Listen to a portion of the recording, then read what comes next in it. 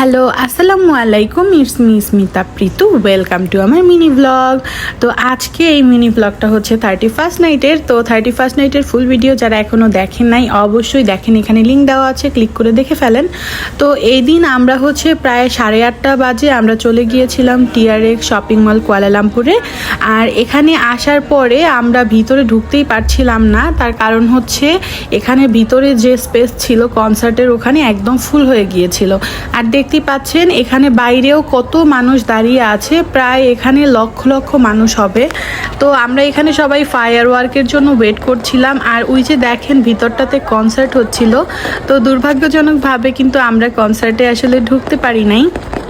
এখন কেবল বাজে হচ্ছে 11:30, 12টা কিন্তু বাজেনি। এর মধ্যেই দেখতে পাচ্ছেন এই সাইডে হচ্ছে ফায়ার ওয়ার্ক হচ্ছিল। তো আমি কুয়ালালামপুরে আসার পরে আজকে জীবনে প্রথম আমি এরকম ফায়ার ওয়ার্ক দেখছি, কারণ গত 2 বছর আমি KLCCতে গিয়েছিলাম আর সেখানে ফায়ার ওয়ার্ক হয় নাই। সো গত 2 বছর আমি 31st নাইটে ফায়ার ওয়ার্ক পাই নাই। তো এটা হচ্ছে ফার্স্ট টাইম যখন আমি হচ্ছে এখানে ফায়ার ওয়ার্ক পেয়েছি। তো গাইস দেখতেই পাচ্ছেন কাউন্টডাউন কিন্তু শুরু হয়ে গেছে আর সবাই ফোন নিয়ে অধীর আগ্রহে অপেক্ষা করছে, দেখতেই পাচ্ছেন।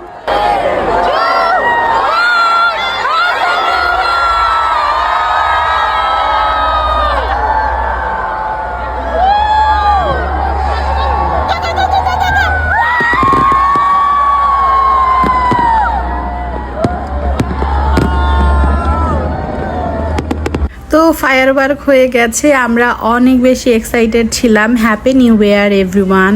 কারণ হচ্ছে ওখানে চিল্লাইতে চিল্লাইতে আপনাদেরকে বলতে ভুলে গেছি হ্যাপি নিউ ইয়ার সবাইকে।